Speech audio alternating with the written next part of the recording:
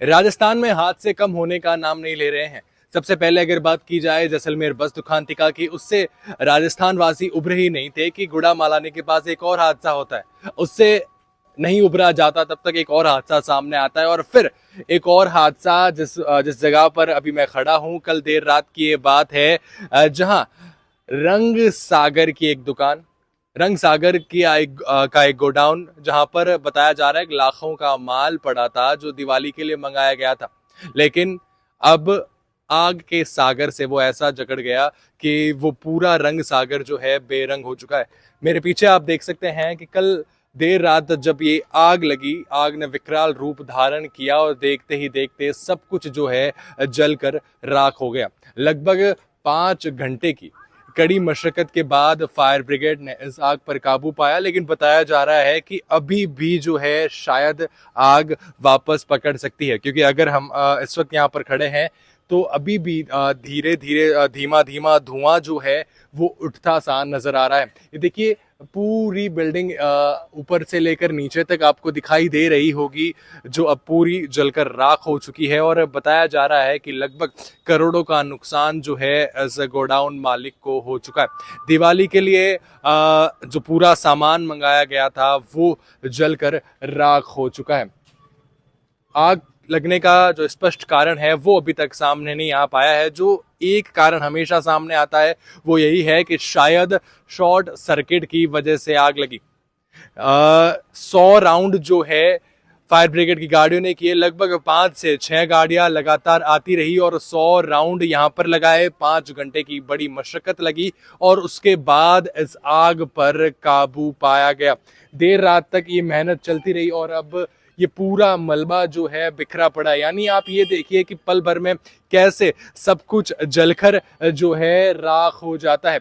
और ज्यादा आग इसलिए पकड़ ली गई क्योंकि यहाँ पर केमिकल्स भी थे, कलर करने के सामान थे, स्प्रिट थे, जो भी था। धीरे धीरे सबने एक एक करके आग पकड़ी, बिजली के तारों ने, और फिर धीरे धीरे ये आग जो पहले चिंगारी थी, आग जो छोटी थी और वो विकराल रूप लेने लगी। प्रत्यक्षदर्शियों का कहना है कि इस आग का धुआं जो है दूर तक दिखाई दे रहा था, आग की लपटें जो हैं दूर तक दिखाई दे रही थी। जो भी देख रहा था वो सिर्फ डर रहा था।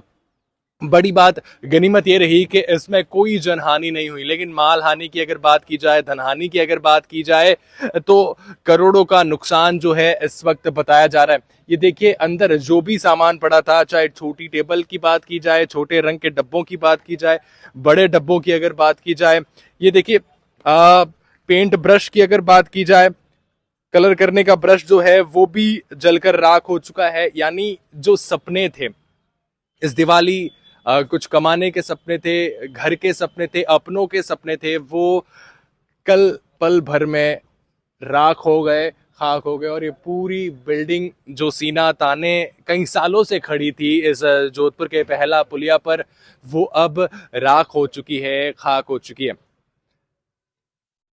ये हादसे न जाने कब कम होंगे।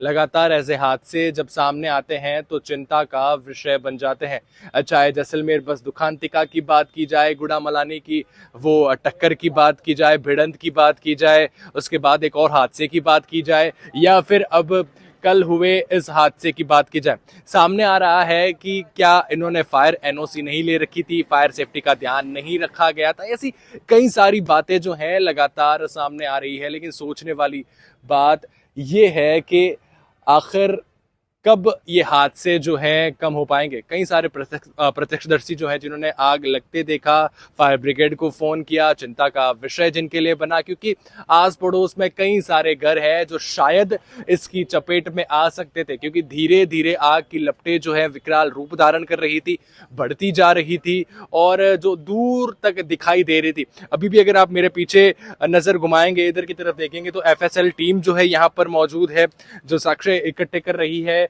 पुलिस की टीम यहाँ पर मौजूद है, लगातार तैनात है। पुलिस ने पूरा रास्ता बैरिकेड्स लगाकर बंद किया हुआ है कि ताकि कोई यहाँ पर आए नहीं, कोई इसके आसपास नहीं आए, क्योंकि अभी तक मैंने पहले ही बताया था कि धुआं जो है लगातार उठ रहा है, धीरे धीरे धुआं उठ रहा है। अभी भी सुबह एक फायर ब्रिगेड जो यहाँ पर आकर गई थी, जिसने फिर से एक बार आग बुझाई थी, और अभी भी पूरा ध्यान जो है इस कार रखा जा रहा है।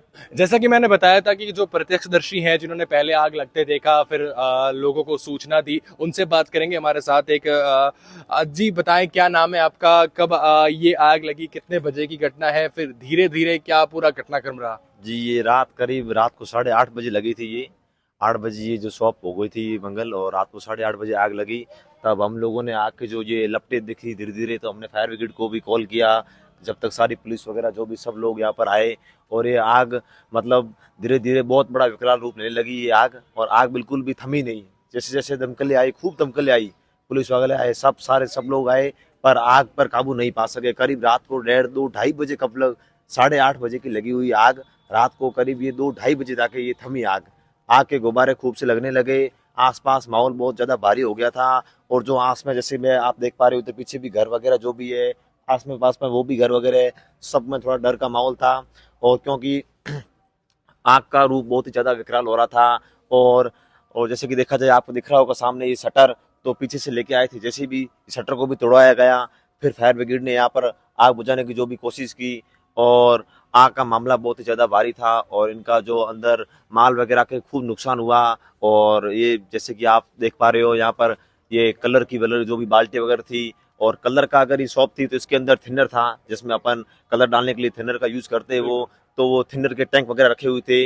ये कोई छोटी मोटी शॉप नहीं थी, ये एक बहुत बड़ा कलर का गोदाम था। तो इसके अंदर तो देखिए, ये जैसे कि प्रत्यक्षदर्शी ने बताया कि सबसे बड़ी दुविधा ये थी, सबसे बड़ी मशक्कत ये करनी पड़ी कि दुकान मंगल थी, शटर बंद थे, और उसके बाद जो है शटर को खोलने में पहले मशक्कत की गई। जब शटर खोला तो आग की लपटें पहले थोड़ी सामने आई, फिर उसको जो है बुझाने के लिए मेहनत की गई। पीछे घर भी है, उनको भी थोड़ी देर के लिए खाली करवाया गया, क्योंकि आग जो है धीरे धीरे बढ़ रही थी। सोचिए, 8:30 से जो आग लगी थी, वो लगभग 2:30-3 बजे यानी अर्धरात्रि को उस पर जो है लगाम लगाया गया, बेकाबू आग को काबू किया गया। खैर, आप इस बारे में क्या कहेंगे कि लगातार हादसे जो बढ़ रहे हैं, उस बारे में जरूर बताइएगा, और ऐसी जानकारियों के लिए द खटक के साथ जुड़े रहिएगा।